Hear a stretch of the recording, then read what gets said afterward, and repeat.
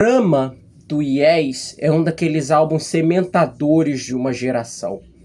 Apesar de amado por uns, rechaçado por outros, é um daqueles álbuns que tem uma história e universos próprios, mesclando o Yes dos anos 70 e apresentando um novo caminho que o grupo viria a desenvolver nos anos 80 de uma forma ou de outra. E aqui nesse vídeo eu vou contar um pouquinho da história desse álbum, curiosidades e muitas lendas e muitas verdades, claro, em torno desse trabalho tão importante do Yes e da história do rock progressivo. Can you tell me where?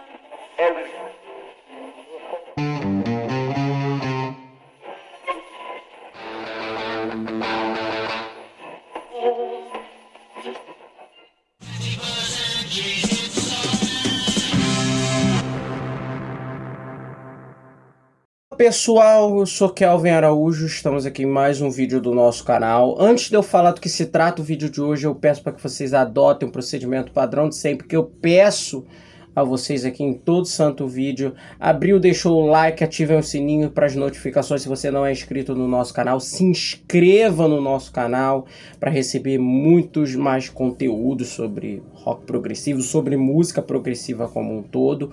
Se você também gosta do nosso conteúdo, já conhece a gente e não teve ainda a oportunidade de nos acompanhar em outras redes, por favor, nos acompanhe via Facebook, Progland, Instagram, Prog_Land, né? Se você faz música, conhece alguém que produz música, também envie o seu material na plataforma Groover, que a gente tem sob uma conta sob o nome Progland também. E por último, mas não menos importante, acesse o nosso site.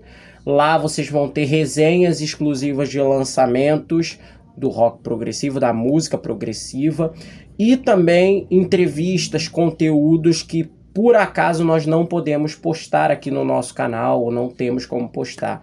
Então lá vão ter também esses conteúdos exclusivos. E por fim, mas não menos importante, junto também com esse pedido do site, que tem como endereço proglandmusica.wordpress.com, né? Eu peço a vocês que colaborem com a nossa campanha, que nós já abrimos já há algum certo tempo, 5 a 10 reais mensais via Pix, progtalk2112@gmail.com, que você vai estar ajudando a gente a ter mais vídeos postados aqui no YouTube, porque a gente quer contratar um editor de vídeo, e também ajuda a nós termos fundos para atualizar o nosso site e nós sermos relativamente remunerados pelo trabalho que a gente faz aqui, né? Por favor, colaborem com a campanha e, por favor, nos sigam nessas outras redes também. Introdutório feito, o vídeo de hoje eu vou falar basicamente sobre um álbum que também está completando o aniversário redondo agora em 2025, particularmente um disco dos anos 80, que está completando 45 anos de lançamento desse ano, né? Eu já tinha feito um vídeo sobre um álbum que completou 45 anos, de 1980, que foi o Nada em Especial, álbum de estreia do Chuck Moll, lendária banda de rock progressivo mexicano, né? Se você não viu esse vídeo, por favor, veja, tudo mais. E hoje eu vou fazer mais um vídeo sobre um disco da safra de 1980, né? Que é uma safra, é um período entre safras, né? Com perdão do trocadilho, né? Porque já era o fim do prog dos anos 70 já, e ainda você não tinha plenamente o movimento do neoprog surgindo, então tinha alguns países também da Europa que estavam adotando o prog, entre aspas, tardiamente, que foi o caso da Espanha e etc, né? Nesse período lançando grandes álbuns, né? Então é um ano interessante do rock progressivo e etc, que talvez até a gente faça muito em breve um ano no prog, né, de eu falando de determinados álbuns desse ano que eu considero importantes também. E um desses álbuns, né, sem sombra de dúvidas, é talvez um dos trabalhos mais lembrados de 1980 na música progressiva, que é o disco que marcou o fim de uma era, entre aspas, para uma banda, porque esse álbum foi o último álbum desses artistas lançados antes de um hiato que eles tiveram, de um fim de atividades, na verdade, que eles tiveram, que foi o Yes. E o disco que a gente vai falar aqui nesse vídeo é o Drama, de 1980, que vai fazer 45 anos agora em agosto. Mas esse vídeo, entre aspas, serve como uma homenagem já prévia, porque 45 anos, embora seja de agosto, a gente meio que considera, no geral, 45 anos do ano em que ele foi lançado, que foi em 1980. Então, o mês em si não influi nessa homenagem, entre aspas, que a gente quer fazer, analisando um pouco a história desse álbum, de um disco tão importante para a carreira do Yes, de um álbum muito importante, inclusive, como horizonte sonoro de um som que eles viriam a fazer depois, e um som que outras bandas nas quais os integrantes tocaram depois se baseou muito no Drama, né? Que é o 10º disco de estúdio do grupo. Né? É um disco muito simbólico nessa mudança, nessa virada de chave da trajetória do Yes. Né? Para a gente falar um pouco da história do Drama e da análise do impacto desse álbum, de suas faixas, da feitura do Drama, né, que é o cerne principal desse vídeo aqui que a gente está fazendo, a gente vai precisar voltar para finais de 1976, particularmente dezembro de 1976 em Montreux, na Suíça. Né? Naquela época, o grupo já estava preparando, lá em terras suíças, o sucessor do disco Relayer, que na ocasião era o 7º álbum de estúdio do Yes, lançado em 1974. Nesse inteirinho, entre 74 e 75, todos os integrantes do Yes lançaram discos solos, né? Foi um marketing, foi algo planejado, etc., embora cada um tivesse gerência, vamos botar essa palavra, sobre os discos que cada um estava lançando, né? Muito antes do Kiss, né? Que as pessoas acham que o Kiss foi a primeira banda que fez isso. Não, o Yes já tinha feito antes, né? E já nesse período, né, os integrantes do Yes já tinham lançado discos solos. Eles já tinham se reunido para uma turnê em 1976, uma turnê majoritariamente de arenas e estádios, a 1976 Solo Tour, que consistia de repertórios dos discos que eles tinham gravado solos, assim, excertos de peças dos 5 discos, mas, claro, clássicos e canções do cancioneiro da banda. Essa turnê foi um imenso sucesso.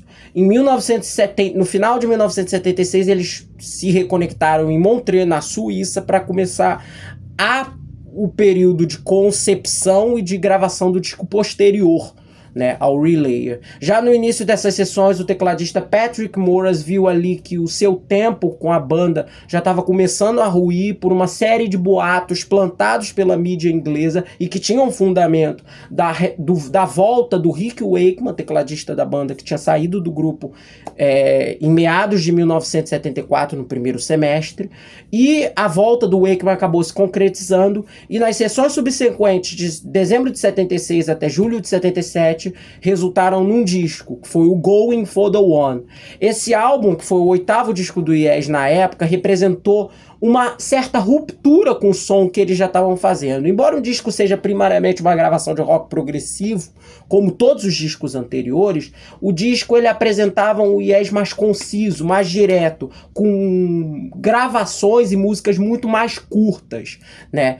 Praticamente no período entre 1972, do Close to the Edge até o Relayer, o Yes não gravava nada menos do que 9 minutos em suas faixas, né? A banda tinha incorporado muitos lives sinfônicos, mergulhado de vez no universo do rock progressivo, e em 1977 nós já estávamos no auge do punk, que exigia uma abordagem mais direta dos artistas, já tinha inundado parte da crítica e do público inglês. Então o Yes viu ali como um movimento de, não só, claro, de tentar fisgar parte do seu público progressivo que também gostasse de punk, eventualmente, como também apelar o seu som para uma nova massa, para essa nova massa de rock que gostava de um som mais urgente, mais direto, né? E acabou que o disco veio a ser o primeiro álbum deles desde o Fragile, composto essencialmente de canções curtas, né? Embora, claro, seja um disco de rock progressivo e etc, né? E o disco ele teve um sucesso bastante próprio, manteve o público da banda, também divulgado por uma ótima turnê, e uma turnê muito bem sucedida em vendas, né, e em marketing também, que foi a turnê de 1977, do Going for the One. E em 1978, seguindo a mesma toada, o grupo lançou mais um álbum, que foi o Tormato. Diferente do Going for the One, que teve críticas majoritariamente positivas e um, entre aspas, desenrolar ali da coisa, daquele movimento de vamos fazer coisas mais diretas, um desenrolar relativamente positivo, o Tormato resultou numa série de problemas na sua produção. O disco perdeu muito do seu material forte, mesmo as melhores composições acabaram virando outtakes do disco. As composições resultantes do disco mostravam uma banda sem muito direcionamento sonoro, né? O disco acabou sendo adiado por algumas vezes. Foi inicialmente um projeto duplo, Eleventh Illusion, que acabou sendo enxugado ali em cima da hora como um disco simples. Tiveram problemas com a mixagem e, enfim, o disco acabou sendo um trabalho que, embora não fizesse tão feio nas paradas, era muito aquém do que o Yes, a banda que outrora produzia álbuns seminais como Fragile, o próprio Close to the Edge, Tales from Topographic Oceans, Relay e por aí vai, tava aquém do que esses discos entregavam, e principalmente do que a sua base de fãs e do que a base da crítica musical, que viu a carreira do Yes crescer durante esse período, esperava.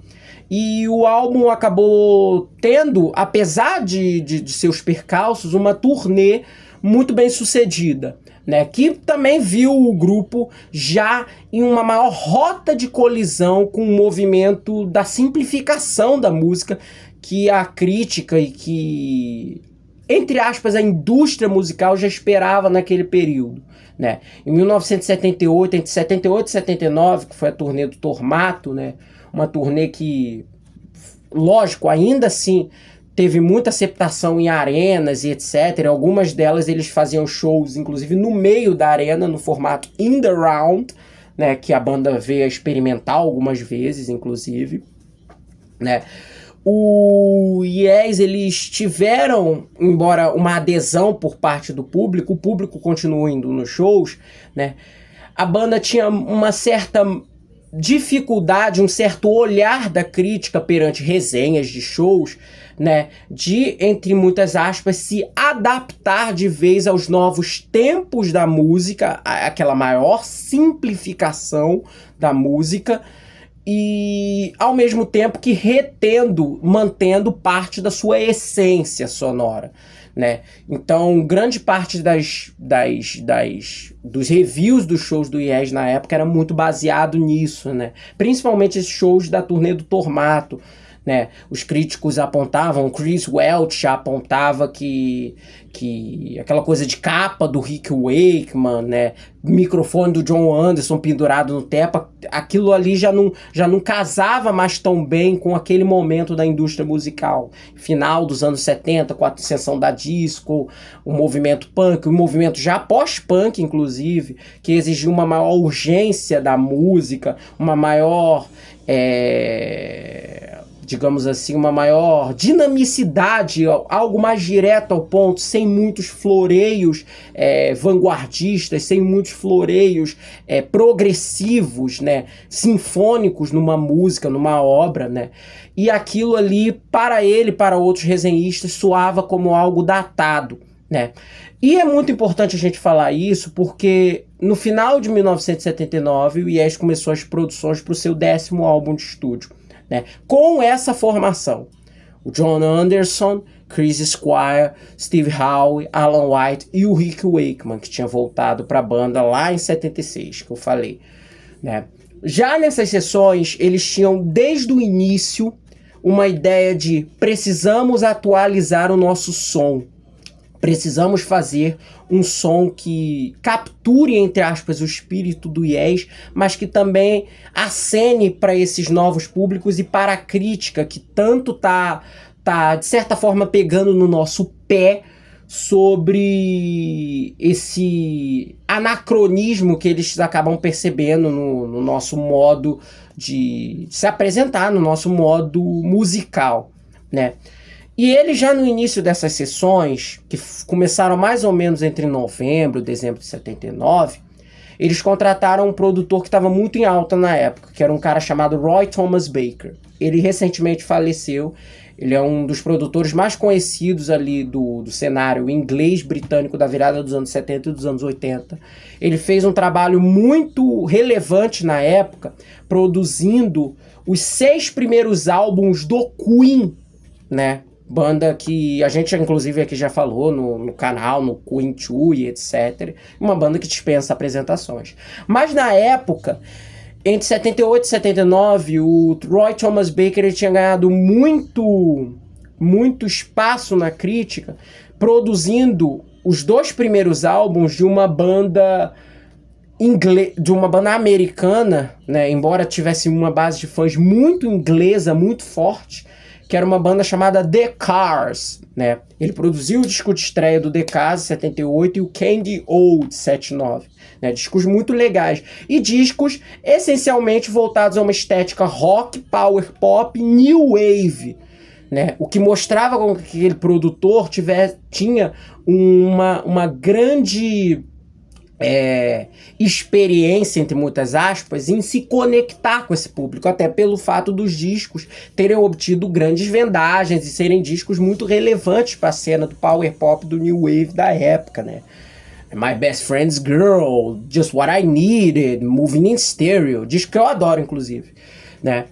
E eles contrataram o Roy Thomas Baker com esse intuito, mas até por movimentação do empresário da banda, que era o Brian Lane na época, né?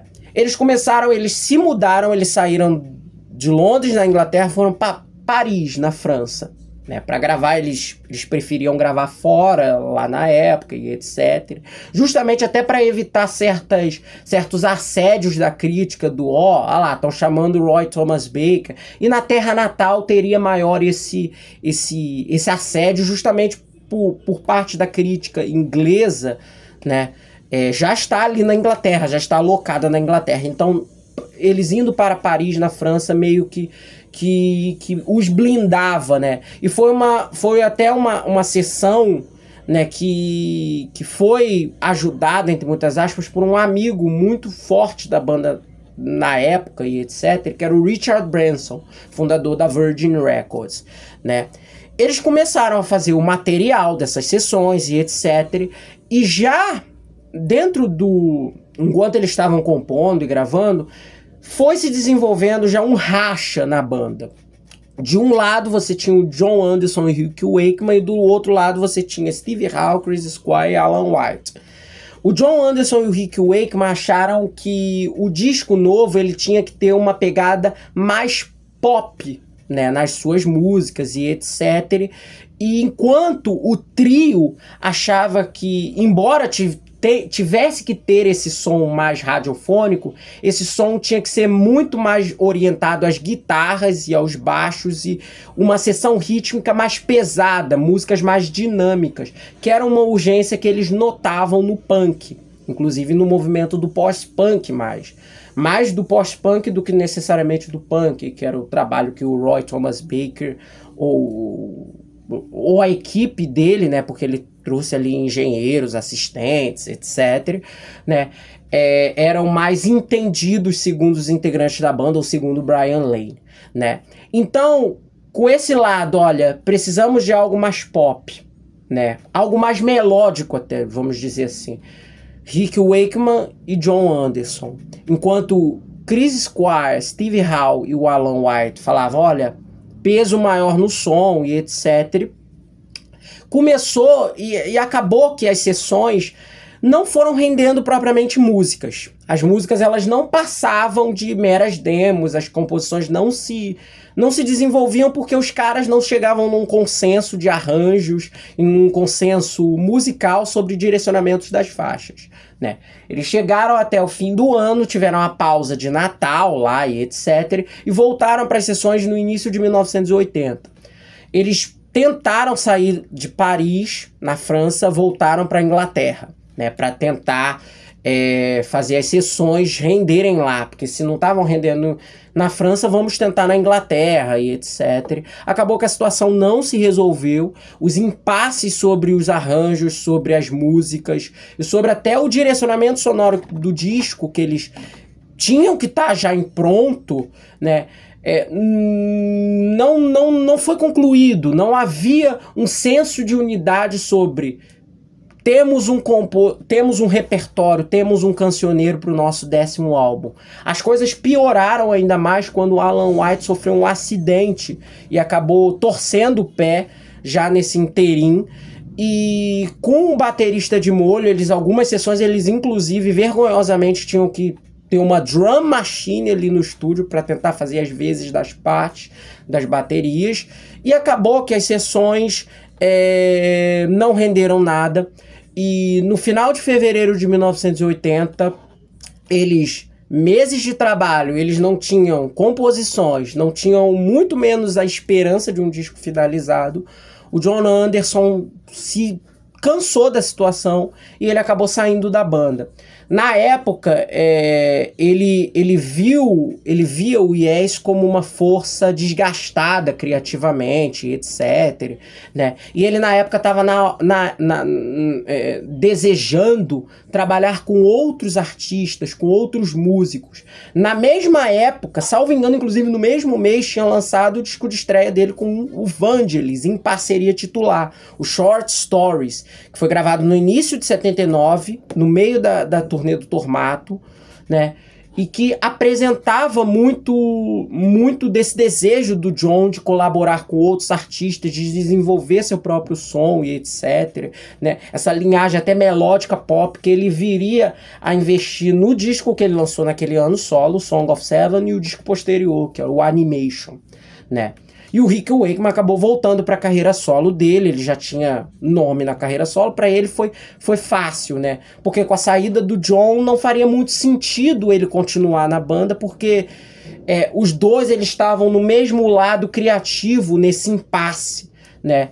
Então os outros caras também meio que estavam distantes dele, etc. Ele ficaria até mais sozinho ali no ninho, né? Vamos dizer assim. Então acabou que em março de 80 a dupla saiu da banda. O trio remanescente, o Chris Squire, o Steve Howe e o Alan White, voltaram a tocar, continuaram tocando e etc. Eles resolveram, inclusive, continuar ali no estúdio tentando finalizar aquelas músicas, né? Para algum tipo de projeto ou algo do gênero. Eles não sabiam nem se o Yes ia continuar na ocasião. Eles só queriam terminar aquilo que eles já estavam fazendo. Eles continuaram indo para o estúdio, até porque eles já tinham marcado horário e etc. Então você tinha que fazer valer. Se já estava marcado ali que você tinha que estar no estúdio e etc., que era o Townhouse Studios, que inclusive foi o estúdio de gravação do Drama e o estúdio de propriedade do Richard Branson, né? Se já tá ali marcado, vamos gravar, né? Vamos fazer valer. Tinha locado a locação, não vamos desperdiçar, né? E ali, naquela mesma época, já em março de 80, aconteceu uma coisa muito curiosa. O Brian Lane, né? Ele vendo que o Yes ali estava nas vias de até acabar, né? Ele começou a empresariar outros artistas, né? E mais ainda, investir nesses outros artistas que ele estava empresariando. Nessa mesma época, né, no final de 79, um pouco antes, na verdade, estourou na Inglaterra uma dupla, né? E eu vou fazer um breve contexto aqui, né, que é uma dupla musical chamada The Buggles, formada em 1976. A dupla era formada por dois colegas apaixonados por música eletrônica e música pop, disco, que eram Geoffrey Downes, tecladista, arranjador e etc. E um vocalista, um cara de óculos assim, bem míope e etc., todo engomadinho, chamado Trevor Horn. Esse grupo, ele começou como uma banda de apoio e etc., e como um grupo de fabricação de jingles e músicas incidentais para comerciais, né? E logo depois, em 1977, eles receberam lá uma proposta da Island Records, salvo engano do Chris Blackwell mesmo, pessoalmente foi lá e assinou o contrato com os caras. E já em 1977 eles começaram de vez, entre aspas, inicialmente junto com o terceiro cara, que era o Bruce Woolley, que mais tarde virou produtor, arranjador e etc, né? Bruce Woolley, que foi inclusive uma figura muito proeminente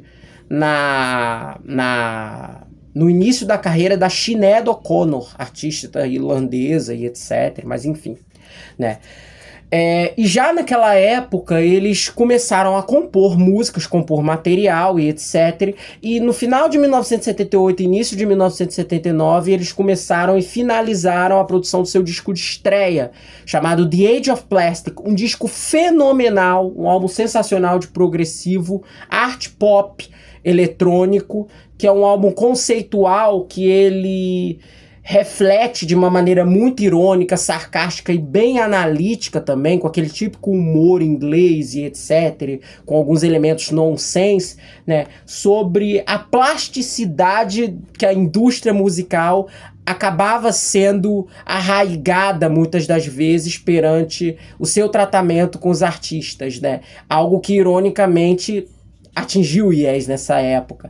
Então, daí vem inclusive o nome do disco, né? A Era do Plástico. E também o disco, ele ao mesmo tempo faz algumas reflexões bem pertinentes, né? Sobre o que a gente considera como o plástico, né? O descartável na música. E será que esse descartável hoje não vira a regra de amanhã, como inclusive foi o rock, né? Durante a sua fundação, durante a sua incepção, né, e etc.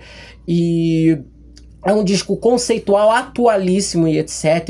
Disco conceitual muito bem produzido. O The Buggles era uma banda primariamente que era uma dupla de estúdio, né? Eles não se apresentavam ao vivo, então o álbum ele tem muitas traquinagens sonoras de overdubs, dos dois, inclusive, os dois Buggles, tocando diversos instrumentos e etc. Um disco praticamente feito a 4 mãos, e embora tivesse músicos de apoio, eventuais e etc.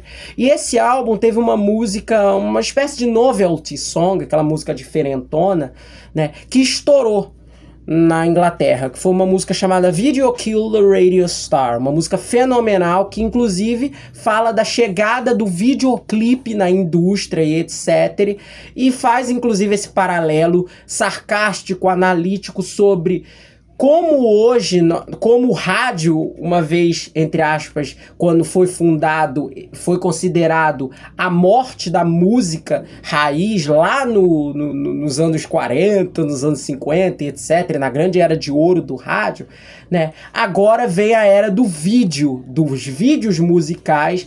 E será que eles realmente vão se tornar, e eles já estão se tornando, entre aspas, essa figura maldita, mas será que esses vídeos vão ser o padrão da indústria? Essa reflexão é muito bem rica, muito bem arranjada. Eu acho esse disco fenomenal e essa música, obviamente, fez muito sucesso. Ela tem uns elementos art pop, novelty. É uma música muito inteligente, etc., e que teve o seu sucesso. E o Brian Lane começou a trabalhar com esses caras, né? O disco deles tinha saído no final de 79, início de 80. Tinha uma defasagem, um pouquinho de tempo de lançamento nos Estados Unidos, lançamento na Inglaterra, resto da Europa, essas coisas, né? E o Brian Lane começou a trabalhar como empresário deles, né? E já no início de 1980, eles já estavam também locados no Townhouse Studios, em um dos estúdios adjacentes, começando a trabalhar no seu segundo álbum, que veio a ser só finalizado em finais de 1981. Foi um disco que teve uma série de contratempos, até porque eles nesse inteirinho entraram no Yes, eu vou explicar isso, né? Que foi o Adventures in Modern Recording, né? que eles já estavam começando a trabalhar ali no estúdio e etc. E, primariamente, embora ambos fossem multi-instrumentistas, o Jeff Downes e o Trevor Horn, eles eram tecladista e vocalista, cantor, né? Embora o Trevor tivesse uma proeficiência muito forte no baixo elétrico, instrumento no qual, inclusive, ele tocou na maioria dos artistas que ele viria a produzir, né? E com eles dois trabalhando e etc., tinha o trio do Yes trabalhando nos outros estúdios adjacentes e etc. E tinha uma questão muito importante. O Yes, né, o Brian Lane já tinha marcado uma turnê para o segundo semestre de 1980 para o Yes. E já era março de 1980, já estávamos indo para abril. Eles tinham um prazo, né? A turnê começaria em agosto. Até agosto de 80 tinha que ter alguma coisa nova do Yes no mercado, né? E eles precisavam solucionar aquilo. A gente tá sem tecladista, a gente tá sem cantor e etc. E teve um componente emocional que o Brian Lane, como empresário, aquela coisa do joguete, né? Olha, o empresário, preciso do dinheiro, preciso do disco novo e etc. Soube jogar brilhantemente. O Trevor Horn, ele era um fã ávido de Yes, né? Ele descreve isso em entrevistas posteriores, que era a banda favorita dele na época da Inglaterra, de rock, etc. E o Brian Lane, muito malandramente, né, chegou pra ele em estúdio e falou assim: olha, eu sou empresário do Yes, etc. E eles estão gravando aqui, você não quer conhecer o Chris Squire, o Steve Howe, o Alan White, não? Dá um oi lá pra eles. E ele foi, o Jeff Downes estava no dia no estúdio, foram também, etc. E já na época, com esse primeiro encontro, o Brian Lane falou: olha, escuta, eles estão querendo uns compositores novos aí, jogando, né? Pra finalizar o disco deles, né? Eles querem uma composição e etc. Vocês não querem tentar trazer umas ideias aí pra eles, não? Né? Aí eles podem gravar e etc, né? Aí vocês ganham crédito de composição, etc. Vão ter a música sua música gravada pelo seu ídolo, aquela coisa, né? O Trevor, claro, não sei o que. Ele chegou em casa, ele e o Jeff Downes, em poucos dias, assim, no estúdio, eles até abandonaram, assim, o trabalho do Buggles de lado e compuseram uma música chamada We Can Fly From Here, né? Eles já tinham a base ali estruturada da música e apresentaram elas pros caras do Yes, etc. Eles já tinham um pouco das melodias já prontas, assim, né? E compuseram a música meio que pra ser o Yes mesmo, porque era uma música mais orquestrada, mais progressiva mesmo, estilo que não ornava com o material ali do Adventures in Modern Recording. Eles chegaram pros caras do Yes e mostraram a música. E os três, assim, né, eles ouviram a música e falaram: cara, essa música é boa e etc. E desenvolveram ali. E ali foi muito crucial para eles desenvolverem já a conexão deles no estúdio. E acabou que depois ali do encontro e etc, né, eles ficaram muito felizes e meio que foi acordado: ó, vamos gravar essa música, vamos fazer essa música, né? E o Brian Lane, depois da saída ali do Buggles no estúdio, chamou o Chris Squire assim na encolha e falou: escuta, vocês já estão sem cantor e sem tecladista.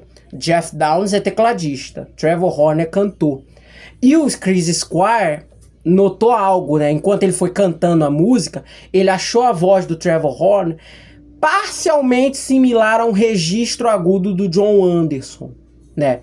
Então eles três ficaram: pô, será essa daqui a nova formação do Yes? E o Chris Squire chegou pro Chris Squire, né? Sugeriu isso. E o Chris Squire já tinha essa ideia um pouco já na cabeça dele, e eles falaram: ó, chegaram os dois e falaram: quer saber, vamos tentar trazer eles pro grupo. E trazer eles, né, no caso, pro grupo. E o Chris Squire no dia seguinte fez uma reunião com Steve Howe e o Alan White falando: olha, tentando convencer eles de que a solução seria para eles terem um disco, para eles finalizarem aquelas músicas, né? Seria melhor que os The Buggles entrassem pro Yes, né? E seria até entre aspas, um tiro só que resolveria vários problemas. Por quê? Eles, como os integrantes mais veteranos da banda, naturalmente exerceriam um poder musical maior que os novos integrantes. Então, mais do que da ideia deles que eu tinha falado de algo mais pesado, prevaleceria um pouco no disco, né?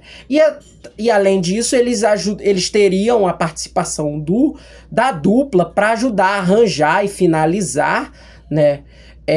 Outras músicas eventuais com uma certa rapidez, até porque eles estavam num processo de gravação, num processo de composição de um disco. Então ao mesmo tempo que eles fariam um disco novo ao modo deles, eles também substituiriam os integrantes egressos com caras que eles poderiam, que eles viram ali naquela situação que poderiam certamente ajudar eles e que acabaram sendo brifados pelo Brian Lane, assim, ó, eles vão ajudar vocês e etc. E daí, nesse interim, eles acabaram entrando pro Yes consta-se no final de abril, início de maio, né? Tem uma coisa interessante nisso, né? Que o Trevor Horn, quando eles estavam no estúdio, Jeff Downes e o Trevor Horn, né? Eles, nas vezes, eles encontraram só o trio, porque o trio era quem tava ali, né? E eles ficavam perguntando, escuta, cadê o Jon Anderson? Cadê o Rick Wakeman? Porque não tinha sido anunciado na imprensa a saída deles, né? E uma coisa que a gente vai falar depois quando a gente estiver falando da turnê, foi que o Yes optou por não anunciar a saída deles e só os integrantes, as pessoas, né? É lógico, tinha gente da indústria que sabia, mas os fãs gerais só souberam que a banda tava com uma nova formação, que o Rick Wakeman e o Jon Anderson tinham saído de vez no Yes, quando eles compraram o Drama nas lojas. E quando anunciaram a turnê e etc. Que a turnê, inclusive, começou com as datas na perna norte-americana, né? Começaram a ser vendidos os ingressos antes do anúncio. Então muitas pessoas compraram os ingressos sem saber da mudança de formação da banda, né? Isso acabou resultando em algo que a gente vai falar depois quando a gente estiver falando da turnê e um pouco da receptividade dessa formação. Já ali, né, e voltando ao que eu tava falando, né, eles não sabiam que o Jon e o Rick tinham saído e eles acabaram basicamente, né, sendo informados ali na hora de quando eles já estavam no estúdio, assim, quando o Brian Lane tinha cancelado temporariamente as gravações do disco do Buggles e falou, ó, vocês vão gravar aqui com o Yes. E chegou ali na hora e falaram, olha, vocês dois são integrantes do Yes, tá aqui o contrato de vocês e etc. Me traga até a noite assinado.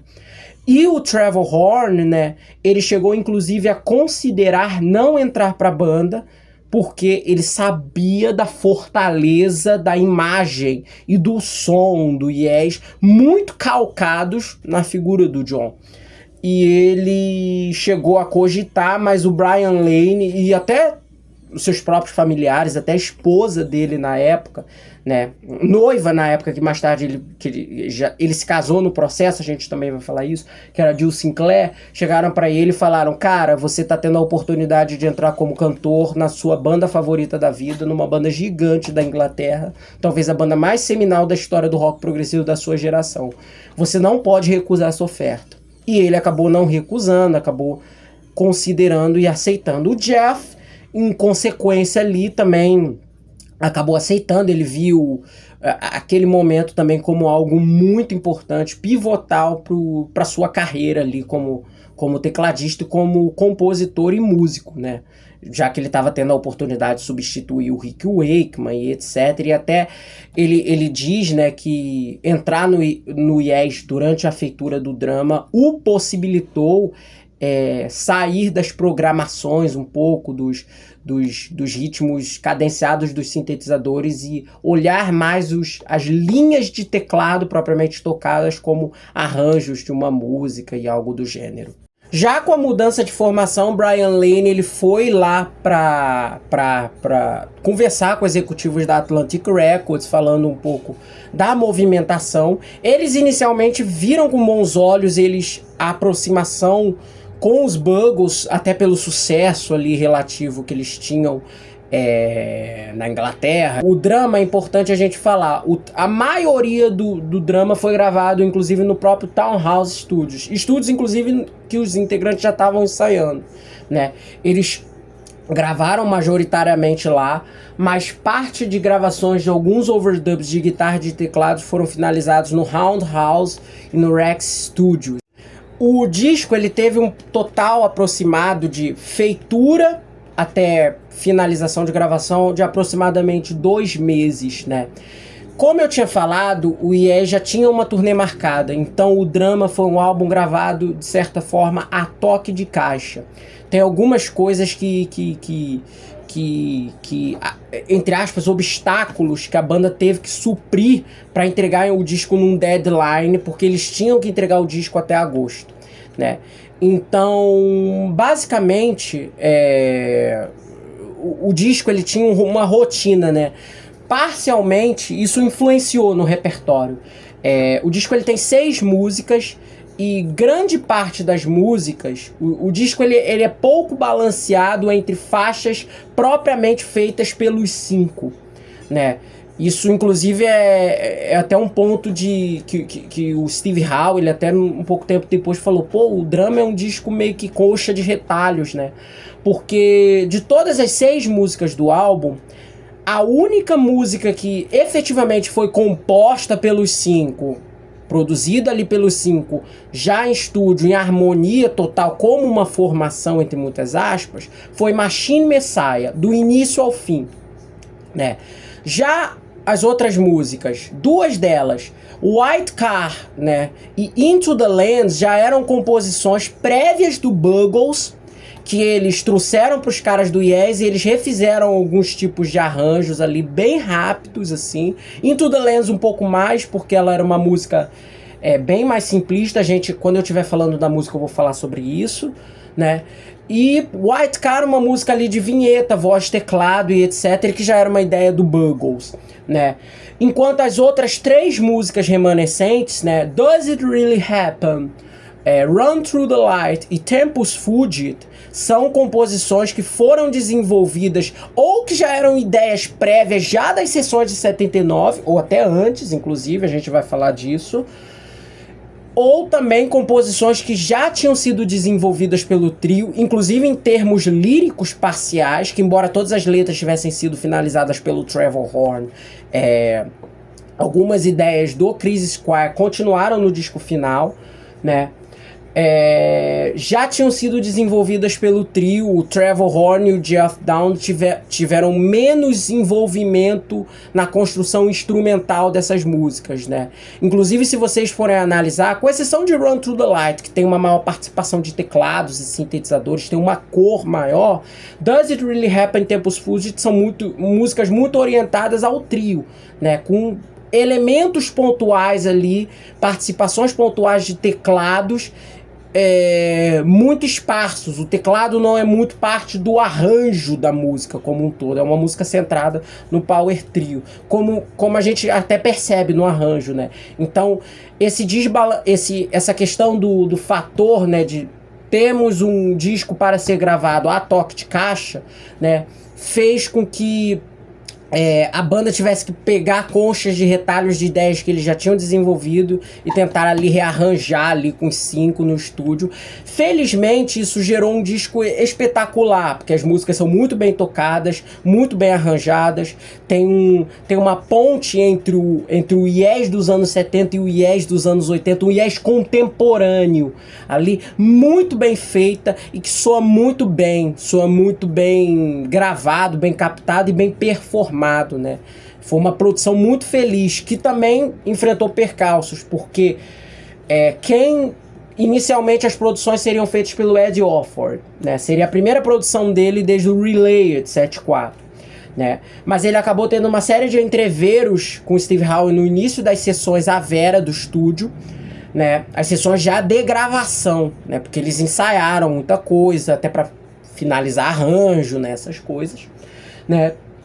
Nas sessões de gravação ele teve uma série de entreveros com o Steve Howe no estúdio. Steve, inclusive, ele fala que o Ed Offord, ele teve uma série de questões, assim, mentais na época e etc. E alguns comportamentos erráticos, orientados ao uso dele de algumas drogas psíquicas. Isso impossibilitou com que ele continuasse na produção do disco, supervisionasse, implantasse aquela produção, né?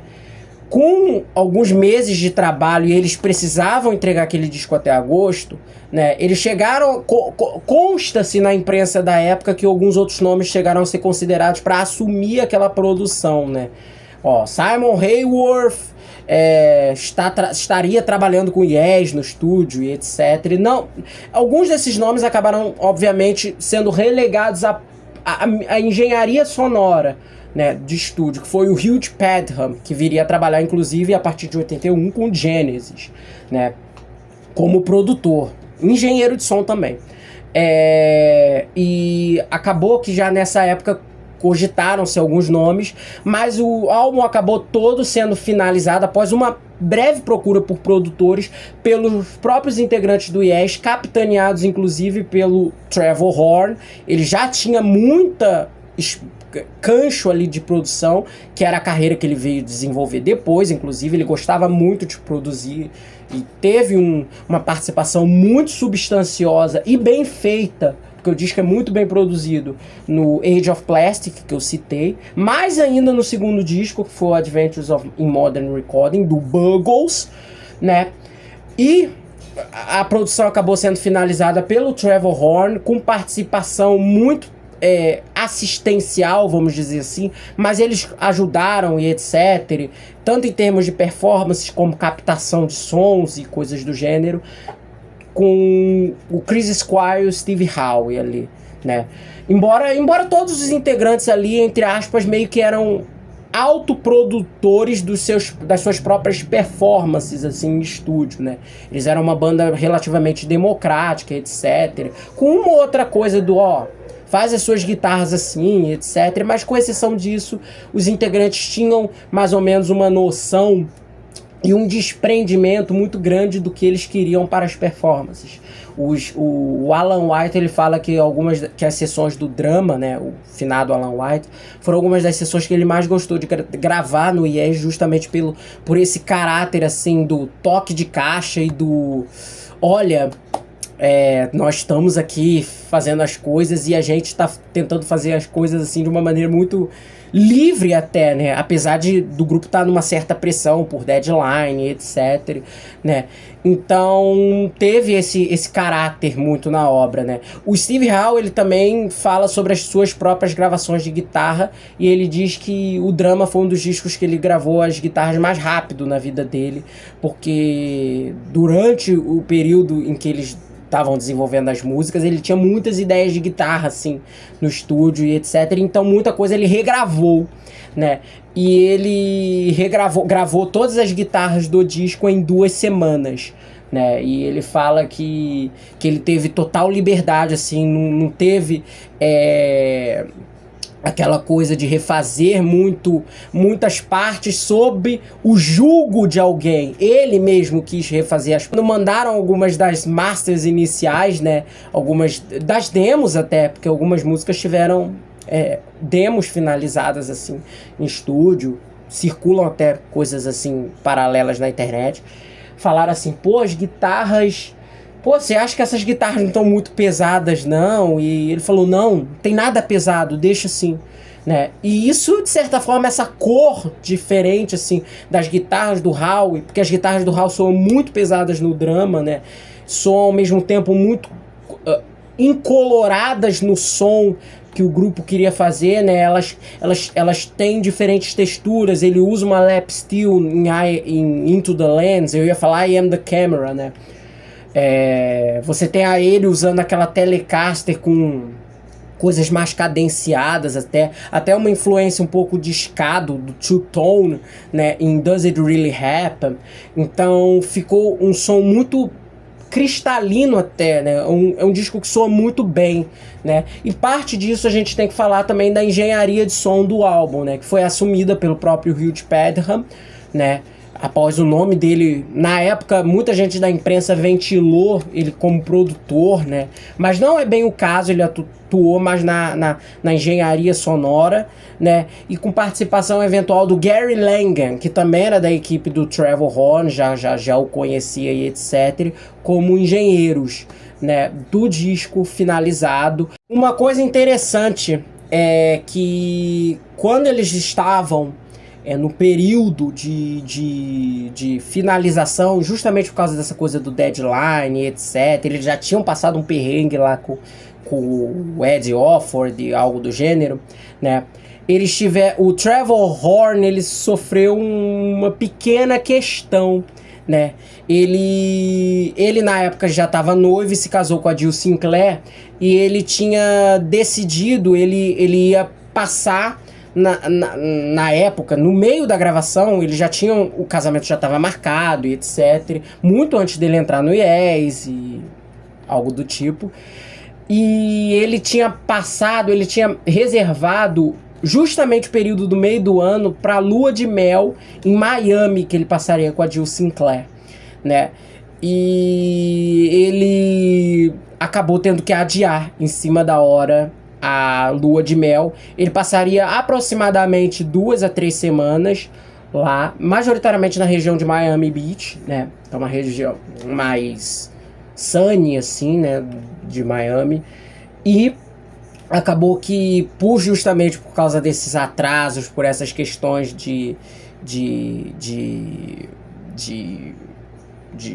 deadline, ele teve que adiar basicamente a lua de mel, e ele acabou só tendo a lua de mel reduzida a meros 2 dias, e em Londres mesmo. E detalhe, em um dos dias o Steve Howe ainda foi visitar ele lá e a esposa, ou seja, ele não teve descanso nem mesmo na feitura ali do seu casamento, no momento ali da sua lua de mel.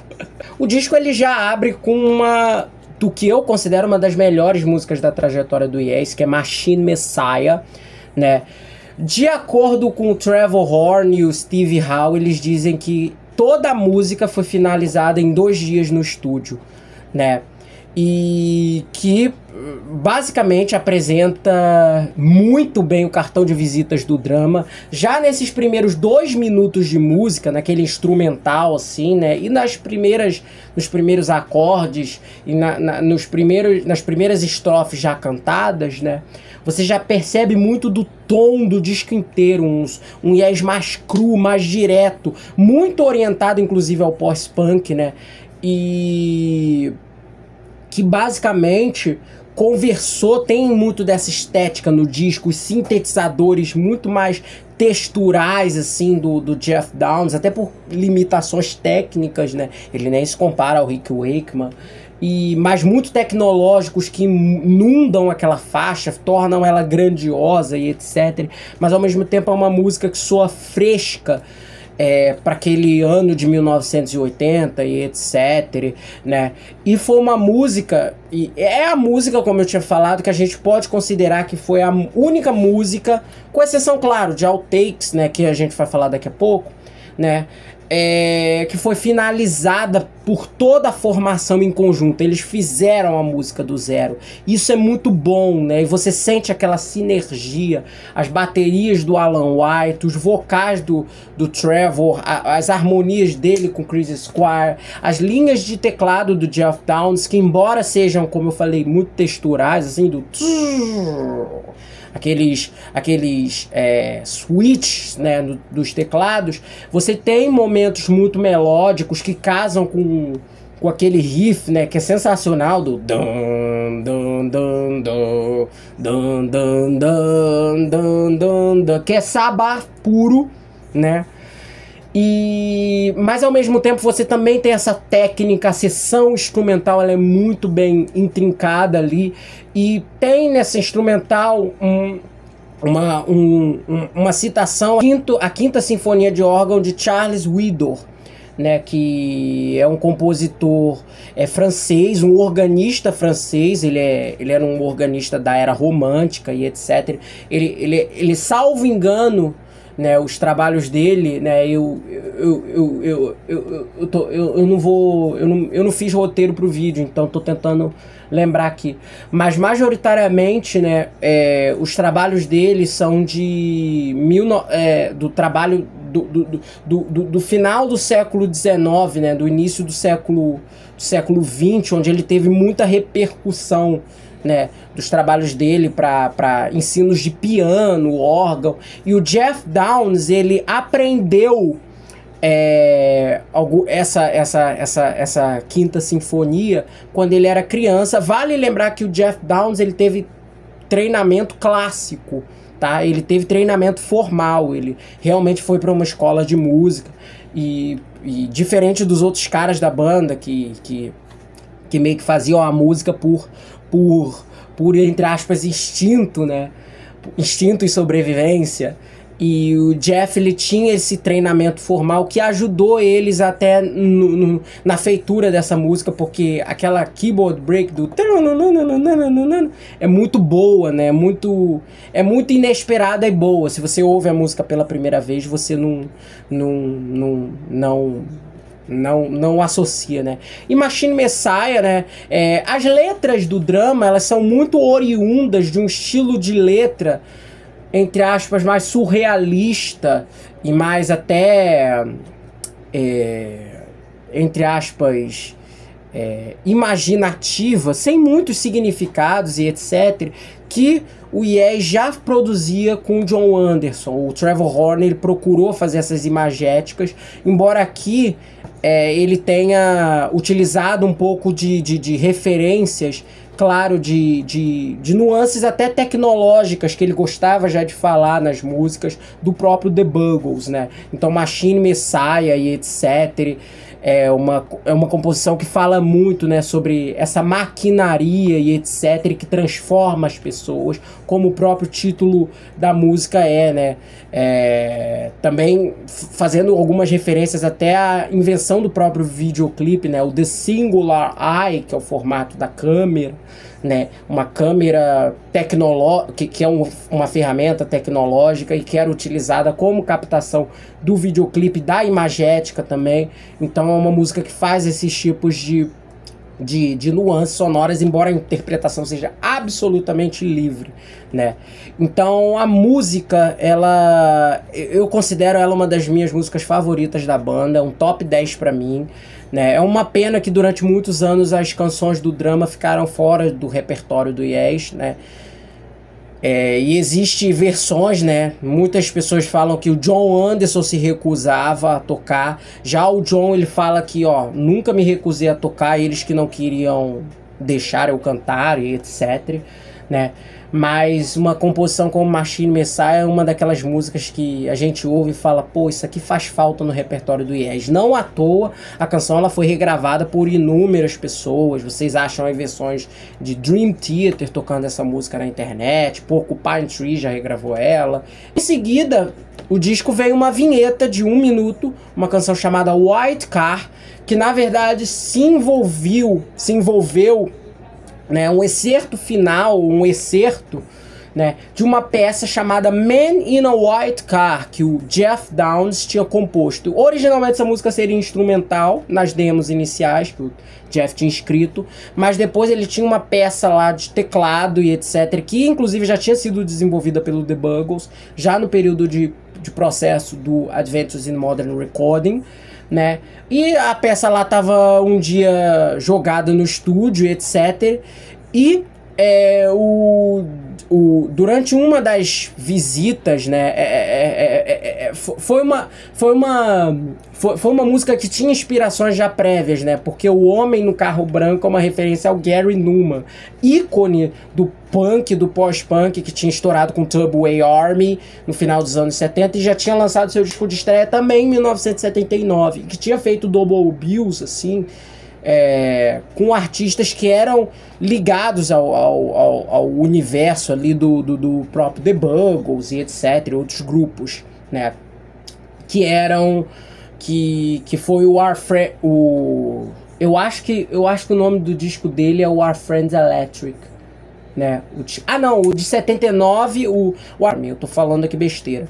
O disco de 79 que fez ele estourar mundialmente com aquela música Cars é o Pleasure Principle, né? Que é um disco dele que eu adoro, inclusive, né? E basicamente, durante uma visita que o Trevor Horn viu ele dirigindo seu carro, ele teve o ímpeto de escrever, entre aspas, o que ele considera um mini poema de homenagem ao próprio Gary Numan e etc, fazendo algumas imagéticas com leve os seus sonhos e o dirija e etc. Ele fez algumas breves adaptações, uma coisa ou outra, pros caras do Yes e etc. E ele utilizou como base a melodia que o Jeff tinha escrito, né? Originalmente, Man in a White Car era uma música um pouquinho maior, mais desenvolvida, uma melodia mais guiada ao teclado e etc. E para desenvolver Man in a White Car, no caso, né? Eles deram uma enxugada no arranjo, a música é uma vinheta praticamente, e eles também transpuseram muitas das melodias do piano, assim, mais densas e etc, para um sintetizador que é muito utilizado inclusive no álbum, que é o Fairlight CMI, né, que era um sintetizador que tinha muitos efeitos de sampler na época, era um instrumento de altíssima geração em 1980. E essa música ele acabou usando alguns dos samplers de alguns dos tons ali, né, no timbres no teclado, os timbres orquestrais para simular ali, entre aspas, uma orquestra, que ele achava que essa música era uma espécie de produto meio barroco assim, e os integrantes acharam por bem deixar ela finalizada no disco. Teve um overdub ali de percussão, né, de tímpano gravado pelo Alan White na gravação, alguns de violão, né, do Steve Howe, bem breves, que você pode ouvir na música. E eu acho uma música bonita, uma composição boa. Em seguida vem Does It Really Happen, né? Essa música, ela é uma das músicas mais antigas do álbum, talvez a mais antiga do álbum. Isso porque, como eu tinha falado, Does It Really Happen é uma música originada das sessões do trio, né? Eles já estavam desenvolvendo ela instrumentalmente, né? E existem conflitos sobre essa versão, né? Originalmente, partes dos riffs iniciais dela teriam sido originadas durante as sessões do Going for the One, inclusive numa época prévia à chegada do Rick Wakeman, finais de 76. Né? Na ocasião, consta-se que a música se chamava The Working Song, ou música a trabalho, ou Working Song, música que estamos trabalhando, ou algo do tipo, ou eles não tinham título mesmo para ela, né? E acabou que essa ideia e partes dos riffs, os integrantes acabaram revisando depois que eles acabaram perdendo o John e o Rick, né? Embora o John e o Rick voltaram a trabalhar naquela ideia, entre aspas, no argumento musical da composição, nas sessões de Paris de 79, onde a música ganhou um novo título chamado Everybody's Song, né? Essa versão inicial, ela é bem similar a Does It Really Happen, né? Tem algumas diferenças de melodia vocal, né? E de letras, obviamente, porque as letras são totalmente diferentes, mas em tese o corpo da música é muito o mesmo, inclusive, né? E basicamente, né, essa música foi trabalhada durante as sessões de 79, mas acabou que as sessões não deram em lugar nenhum. Os integrantes continuaram com aquela música, né, e decidiram meio que rearranjá-la para um corpo um pouco mais presente das guitarras, da bateria, deixando a música com mais drive. Isso fez com que a música ganhasse algumas alterações, né? Foi a introdução da música com as viradas de bateria, que eu inclusive adoro, do Alan White na música. E a participação, né, muito maior do baixo também na composição nessa nova versão. O baixo original, ele tinha um baixo quase meio que funkeado, enquanto esse baixo ele faz uma counter melody muito interessante assim em relação à guitarra e etc. E aqui, né, a música eles já usavam ela como base instrumental, e quando os Buggles chegaram para gravá-la, né, o Trevor Horn ele mudou um pouco parcialmente as letras e etc. Meio que versando sobre acontecimentos e etc. E os efeitos das mudanças nas vidas das pessoas perante coisas que vão acontecendo ao redor delas ao passar do tempo. Uma letra, inclusive, muito parcialmente inspirada sobre o que ele estava sentindo na época ao entrar no Yes, que era uma banda que ele idolatrava e etc. Né? Daí vem os versos Time is a pleasure, né? O tempo pode ser um prazer e etc. Né? Embora seja uma letra como mesmo do estilo do Yes, bem de livre interpretação e coisas do gênero. Então, essa música, o Chris Squire, inclusive, ajudou ele, né, em partes das letras, né? Inclusive, tem um aspecto muito mais upfront, assim, uma coisa mais levanta a cabeça, vamos indo, né? Que é uma coisa muito oriunda de composições do Chris Squire, né? Que ele usa muito temáticas muito mais esperançosas nas letras dele, etc, né? Os caras inclusive brincavam, olha, o Chris Squire é o hippizão da banda, né? E essa música é fenomenal, eu acho tudo nessa música uma construção tão feliz, os baixos dessa música, algumas das melhores linhas de baixo de toda a carreira do Chris Squire, a bateria do Alan White, as guitarras do Steve Howe tocando aquela Telecaster, que é uma guitarra que eu não gosto do som, mas aqui eu acho que combinou perfeitamente. Eu adoro o final, a coda dessa música, o synth assim do Jeff Downes naquele final do que é um tipo de fanfare, né, que ele usa muito, que ele usou bastante no disco de estreia do Weezer, que é um disco que eu odeio, mas eu acho legal esse recurso. Eu acho que isso forma canções memoráveis ali, uma coisa meio singable. Eu acho isso muito bom. Eu gosto dos slides entre os versos, o eu acho essa pegada muito boa, genial. Depois de Machine Messiah, a minha música favorita do disco, assim, talvez empatado inclusive com ela. Eu acho muito bom, né? Eu acho essa outra música também que a gente ouve e fala, pô, cara, isso aqui era pra... Eles passaram 30 anos sem tocar isso aqui ao vivo, né? É um crime, né? Uma música única, assim, e muito singularizadora do que é aquele repertório. Em seguida vem Into the Lens, ou I Am the Camera para os íntimos. Por que eu tô falando desse título? Porque basicamente Into the Lens é uma música originalmente composta como I Am a Camera, né? Que era uma ideia que os The Buggles já estavam fazendo durante o período de feitura do Adventures in Modern Recording, né, em 1980, né. Existe uma versão um pouco controversa perante a isso. O Jeff fala que a ideia total de I Am a Camera só veio depois deles terem finalizado a versão do Yes, que eles queriam fazer uma versão mais simplista, uma versão Buggles para a composição do Yes, enquanto o Trevor Horn, ele diz que não, que a ideia já existia antes, enquanto os outros integrantes também corroboram essa ideia. Então a gente pode dizer que serve mais a verdade ou um caminho de uma versão verdadeira de que a música já existia bem antes da feitura dela do drama, né? E essa música eu gosto muito dessa composição. Ela talvez seja uma música mais buggleana do disco, assim. Ela tem alguns elementos bem Buggles, né? Principalmente na interação entre estrofes, melodias meio whimsical, vamos dizer assim, uma coisa meio quase lúdica, vamos dizer assim, né? Tum, tum, tum. I am a camera. Tum, tum, tum, tum, tum, tum, tum.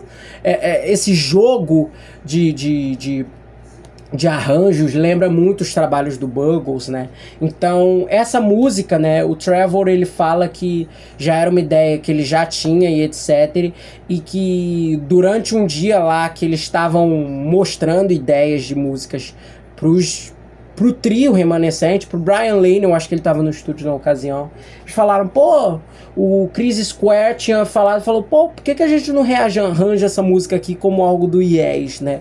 Faz uma versão Yes dela, né? E eles acabaram fazendo a versão deles, eles adicionaram a intro, adicionaram alguns das variações, né, de instrumental, né? Né? As semínimas ali da bateria, as repetições do tema, transformaram a composição numa canção de rock progressivo. A versão original e a versão do Buggles é uma versão de 3 minutos e pouquinho, 4, e a versão do Yes é quase 9 minutos. Então eles transformaram a música propriamente, deram a roupagem Yes pra música. Eu gosto muito dela, eu gosto muito da intro, daquela coisa meio voz e guitarra, assim. Chris Squire, mais tarde, ele foi muito crítico, de certa forma, dessa música. Ele fala que quando ele pensou em rearranjar a música como uma música do Yes, ele achou que essa composição ficaria melhor do que ela efetivamente ficou. E de que essa questão do deadline do disco acabou atrapalhando a música. E a música é muito boa e etc. É uma música que reúne esses elementos do Buggles muito bem. Eu acho que é uma canção que também eu ouço ela e eu falo, porra, isso aqui é algo que faz parte do drama. E uma curiosidade bem interessante é que tem uma versão bem legal de I Am a Camera, não de Into the Lens, gravada pela Kim Carnes, a cantora de Bette Davis Eyes, que um dia ela tava... Ela até fala dessa versão que ela tava dormindo, acordou assim com o rádio tocando essa música e ela ficou apaixonada por essa composição e resolveu regravar ela. Na reta final do disco, Run Through the Light, mais uma composição que é oriunda das sessões de 1979, que era intitulada Dancing Through the Light, com outras letras e etc. Embora parte da melodia se manteve, né, mais da melodia das estrofes e etc. A banda refez parte da melodia do refrão, parte da introdução da música e etc. E muito do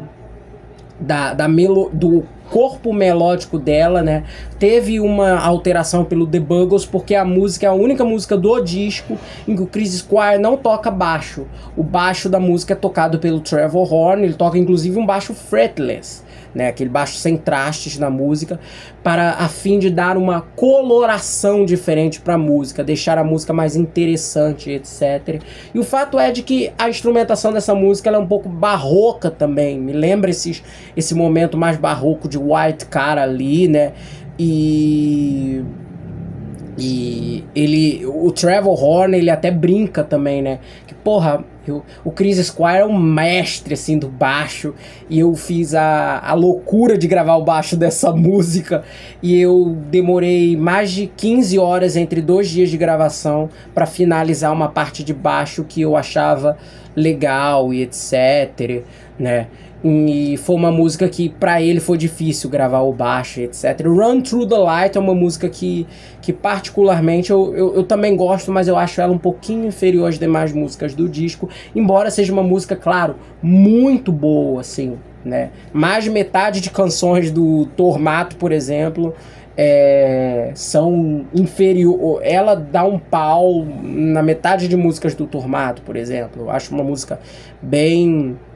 Ela tem um trabalho de teclado bem dinâmico, assim, do Geoff Downes. Ele faz esses landscapes sonoros, assim, junto com os teclados mais em staccato, assim, com melodias muito conflitantes entre si, mas que funcionam na música, né?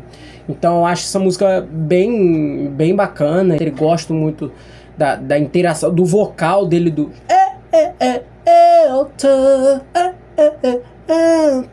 Essas nuances vocais também são muito felizes. O disco ele se encerra com Tempus Fugit, outra música desenvolvida pelo trio, né? Final de 79. Ela originalmente seria uma faixa instrumental, né?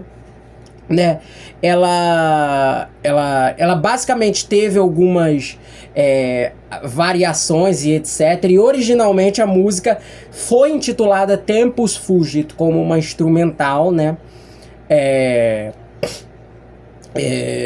Desde o início, o Trevor ele até fala, ó, tenho que trabalhar em alguma letra que ecoe algo do gênero. E foi uma música intitulada com esse título, segundo Steve Howe, de acordo com o hábito do Chris Squire de chegar atrasado nos lugares, né?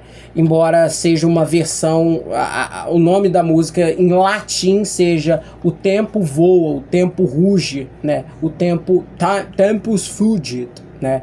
Que é uma versão que é uma frase muito utilizada por alguns escritores e etc. Ernest Hemingway utilizava e por aí vai. Essa música eu gosto bastante dela, também é uma das músicas mais punk do disco. Essa talvez a mais punk, né? Eu gosto muito da intro, eu gosto muito dos teclados da intro. É muito bom essa contraposição. Gosto das linhas de guitarra que o Steve Howe ele acredita serem inspiradas por um músico chamado Charlie Christian, que é um guitarrista de jazz e etc. Né, e ele também acredita parcialmente o trabalho do Django Reinhardt, né, famoso violonista de Gypsy Jazz, que ele também gostava, como uma influência para o estilo dessa música, das guitarras mais fugidas, junto com o título. São linhas de guitarra muito intrincadas, assim, que parecem que ele mesmo fala, né, que os solos eles estão fugindo uns dos outros, o que dá esse aspecto muito técnico no solo e faz essa música algumas das linhas de guitarra mais interessantes de toda a trajetória do Howe. Vale lembrar que Tempus Fugit foi a única música do álbum, né, que teve excertos tocados enquanto o John Anderson voltou para a banda, né? Geralmente, Tempus Fugit, ela era incorporada à linha de baixo, né? Outra linha sensacional do Chris Squire foi incorporada nos solos de baixo dele, utilizados durante The Fish nos últimos anos, porque eles incorporavam excertos de melodia. Várias músicas eles usavam.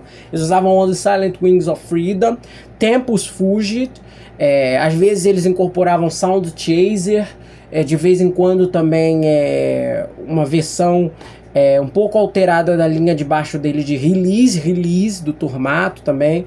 E Tempus Fugit acabou sendo utilizada como excerto instrumental da banda nos shows até a sua volta à Vera no repertório da banda em 2008, né?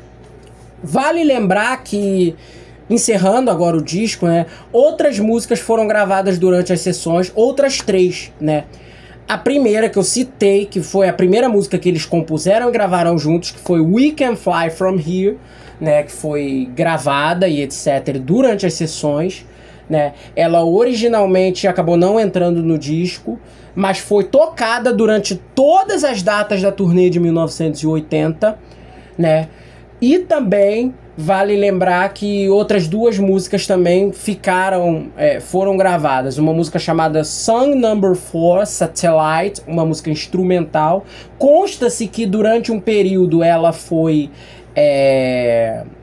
trabalhada em letras ali, né?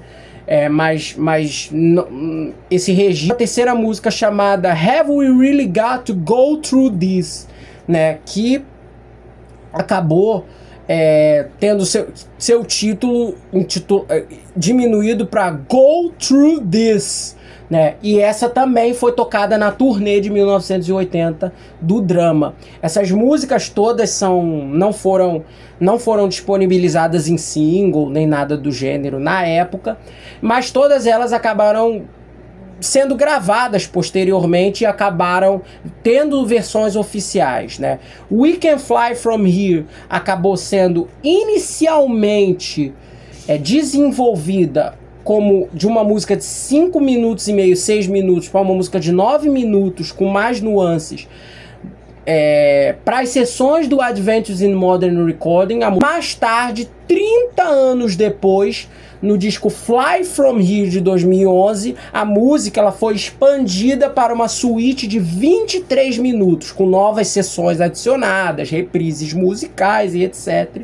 Embora We Can Fly From Here, que compusesse uma das sessões da suíte, We Can Fly, fosse praticamente inalterada. Eles não mudaram nem as letras, assim.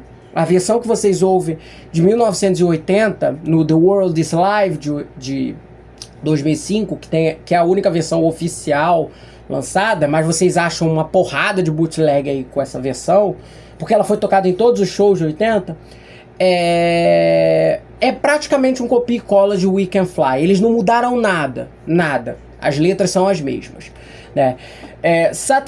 Song Number 4 Satellite foi incorporada numa música chamada Telephone Lines, que foi gravada pelo supergrupo XYZ, que foi o grupo formado pelo Chris Squire em 1981, junto com Alan White, bem brevemente com Jimmy Page, né, formado depois do fim do Yes e o fim do Led Zeppelin, que também aconteceu em 1980 ali, né, com a morte do John Bonham, né. E Go Through This, por sua vez, nunca foi gravada, né, mas ela foi tocada na turnê do Drama e etc, e foi também lançada no This Live, né. Acabou que com o disco completado, lançado em agosto de 80, como eu tinha falado, né, eles tinham uma turnê a cumprir.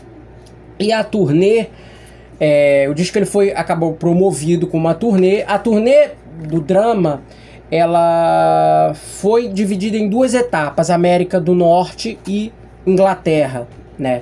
América do Norte, leia-se basicamente Estados Unidos, na maioria dos locais, divisão, entre aspas, americana e divisão inglesa. Essas 2 etapas, quando a turnê começou, a turnê ia começar de agosto e ia até dezembro, né? E já estava tudo marcado. Primeiro ia ser Estados Unidos, depois Inglaterra. E houve uma coisa um pouco estranha. Por quê? Eles não anunciaram a mudança da formação, então muitos fãs, grande parte dos fãs, com exceção de gente da indústria, gente da música e etc., só soube da mudança da formação quando tu comprou o disco lá na loja, quando viu lá o encarte e quando a turnê começou. Então, isso foi um erro pivotal que o Chris Squire falou, que, olha, nós deveríamos ter anunciado a mudança de formação. Eles depois fizeram isso, fizeram advertisements falando, olha, venha ver o Yes ao vivo, já com imagens dos caras já da formação. Mas ali já era tarde demais, grande parte dos ingressos já tinha sido vendidos e etc. Nos Estados Unidos, a formação até foi bem recebida em shows, né? Eles fizeram uma série de shows no Madison Square Garden, inclusive, né? E acabou que aqui, entre aspas, a celeuma foi colocada em panos quentes ali naquela situação. Mas na perna inglesa da turnê, os fãs já não foram tão receptivos, né? Por uma série de questões. Primeiro, saudosismo, claro, e parcialidade, né? Um pouco de saudosismo e parcialidade por parte dos fãs, por causa da ausência do John e do Rick também, né? E também um outro fator que foi um fator pouco estratégico, né? Que o Brian Lane, ele fala que ele deveria ter colocado o resto da turnê para o início de 1981 para descanso do Trevor Horn. Por quê? O Trevor Horn, ele nunca tinha feito turnê antes, né? E conforme eles foram montando o repertório, o Trevor foi começando a ter uma grande dificuldade para cantar as músicas do Yes, os clássicos do Yes. O material do drama ele segurava, porque era um material que ele compôs e etc, e que não tinha base comparativa. Mas a partir do momento que ele estava cantando Yours is no disgrace and You and I, Parallels, Roundabout, por aí vai, a coisa começa a ficar um pouquinho mais complicada. Então, ao cursar da turnê, ele foi perdendo a voz. Se vocês ouvirem bootlegs, a maioria dos bootlegs assim que você vê da turnê são da perna, inclusive, americana. Você vê com menos raridade, poxa, menos é ótimo, menos raridade, bootlegs da perna inglesa. Bootlegs, eles já mostram a voz do Trevor totalmente detonada, ele perdendo voz no meio do show e etc. E ao cursar da turnê, eles tiveram que estender os momentos solo dos integrantes, solo de violão, solo de teclado, durante a turnê, para dar mais momentos para o Trevor Horn descansar a voz, né? O Chris Squire também fala que foi um erro, que ele deveria ter abaixado o tom das músicas antigas para o Trevor, né? E o Trevor, ele fala que com o fim da turnê em dezembro de 80, ele na semana seguinte pediu demissão do Yes, porque ele falou, cara, isso aqui não é cargo pra mim, eu não sirvo pra substituir o John Anderson, né? E o Jeff Downes, por sua vez, ele sofreu menos isso, né? Essa comparação em torno do Rick Wakeman. Então, ele ao mesmo tempo até tentou remediar isso ao longo da turnê. Ele comprou racks de teclado maiores para meio que dar aquela imagem de, olha, tenho mais teclados aqui. E foi um desafio para os Buggles, porque eles não eram um grupo de turnê. Então, eles estavam se excursionando pela primeira vez, eles estavam aprendendo a dinâmica de como é fazer um show de rock no palco ali.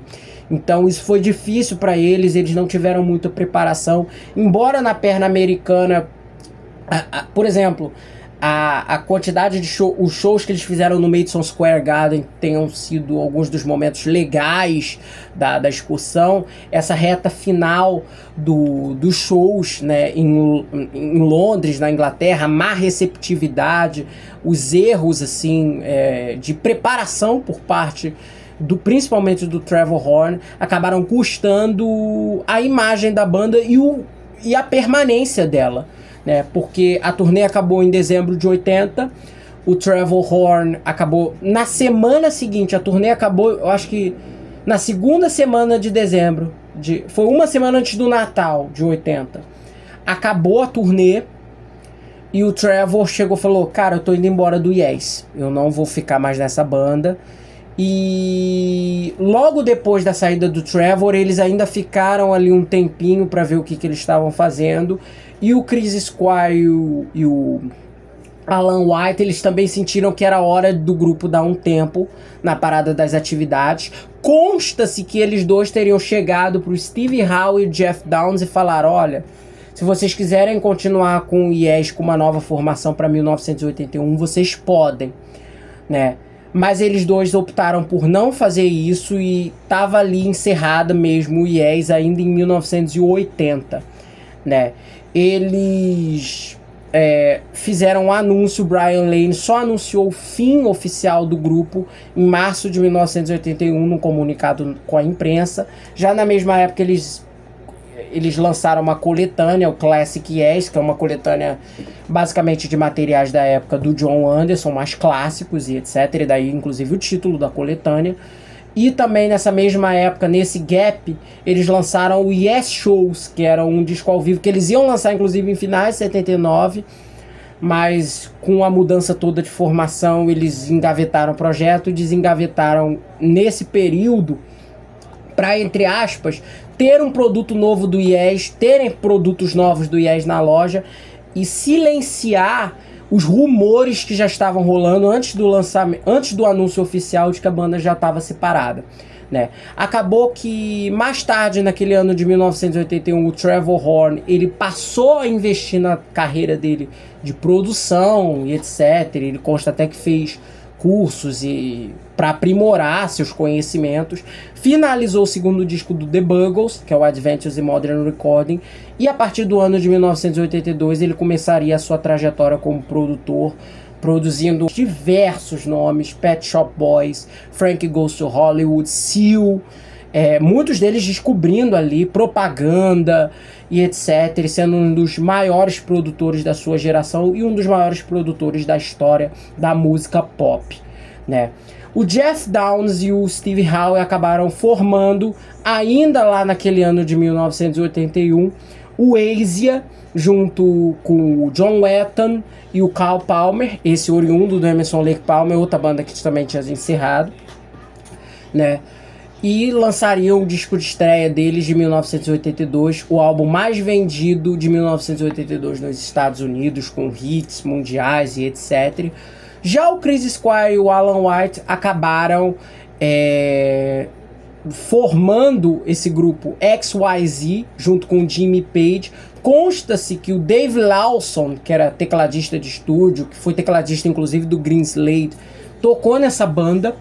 E o Robert Plant também teria participado de algumas sessões, mas ele acabou saindo, entrou lá no Honey Drippers, que foi o grupo que ele participou na saída do Led Zeppelin, antes dele começar a carreira solo dele, a Vera, com Pictures at Eleven, né? E eles chegaram a gravar algo. Infelizmente, essas sessões também não renderam disco nenhum e o grupo acabou só produzindo demos, né? Algumas dessas demos acabaram incorporadas em trabalho solo e do próprio Chris Squire, trabalhos do Yes e trabalhos também posteriores do Jimmy Page, como o The Firm e o disco solo dele, de 88, o Outrider, né? Vale lembrar que nessa época também, junto com esse trabalho, o Chris Squire e o Jimmy e o Alan White, eles lançaram uma canção, né, uma canção de Natal chamada Run with the Fox, né, gravada em finais de 1981, né. Ela veio a ser um ímpeto para que os dois continuassem trabalhando juntos e em 1982 eles formaram um novo grupo com um multi-instrumentista sul-africano, Trevor Rabin, e o antigo tecladista do Yes, que eles já não tocavam juntos há mais de 10 anos e se reencontraram num evento, que foi o Tony Kaye. Eles formaram um cinema que daria início à nova formação do Yes e à volta do grupo em 1983 com o álbum 90125 ou 90125 para nós aqui. Mas isso já é tema para um outro vídeo. Drama, por sua vez, foi um disco que teve uma boa repercussão quando ele foi lançado. O disco ele chegou no top 20 da Billboard, chegou no segundo lugar da parada inglesa, também teve posições muito respeitosas em charts canadenses, em charts alemães e por aí vai, né? E é um disco que até hoje é uma pedra angular, a gente pode dizer, da discografia da banda. O álbum envelheceu muito bem e é um disco no qual hoje você vê muito mais resenhas elogiosas e um olhar crítico muito mais afável a sua produção, as suas faixas e por aí vai. Vale lembrar que durante muitos anos, devido à volta do John Anderson, canções desse álbum não foram executadas nos sets do Yes, até 2008, que foi quando o John saiu da banda e o Benoit Davi assumiu, quando Machine Messiah e Tempus Fugit retornaram para o setlist. A partir de entre 2015 e 2017, o Drama veio a ser tocado ao vivo pela primeira vez na íntegra nos shows da banda, como uma espécie de shows que eles faziam tocando álbuns na íntegra que o Yes vira e meia faz desde a década passada, né? E eles fizeram, e essa gravação do Drama tocado por essa nova formação, que era o Steve Howe, consistida do Steve Howe, o Billy Sherwood substituindo o Chris Squire, que tinha falecido em 2015, o Alan White, o Jeff Downes e o John Davison, que era o cantor da banda na época, o cantor atual do Yes, né, pode ser ouvida no álbum ao vivo Topographic Drama Live Across America, de 2017. Esse disco, como o próprio nome sugere, como era da turnê, eles tocavam o Drama na primeira parte do show e na segunda parte do show eles tocavam o os lados 1 e 4, The Revealing Science of God e Ritual, do Tales for Topographic Oceans, de 1973. Imagina esse show, né? Drama e Tales for Topographic Oceans, muito insano, né? Enfim, eu espero que vocês tenham gostado desse vídeo. Espero que se sintam, né, a fim de revisitar o Drama, um descasso, um álbum muito bom do Yes, um álbum que merece todas as nossas reverências, um dos melhores trabalhos da banda e etc. E que rendeu, entre aspas, frutos, né? Como a volta parcial da formação no disco Fly From Here, e principalmente na sua versão regravada, né? O Fly From Here Return Trip, de 2018, em que o Trevor Horn regravou os vocais do Benoit David, de 2011, né? E é isso, eu espero que vocês tenham gostado do vídeo. Digam aí nos comentários o que vocês acham do Drama, o que vocês acham das músicas e etc. E memórias que vocês têm sobre o disco. Até o próximo vídeo. Tchau, tchau.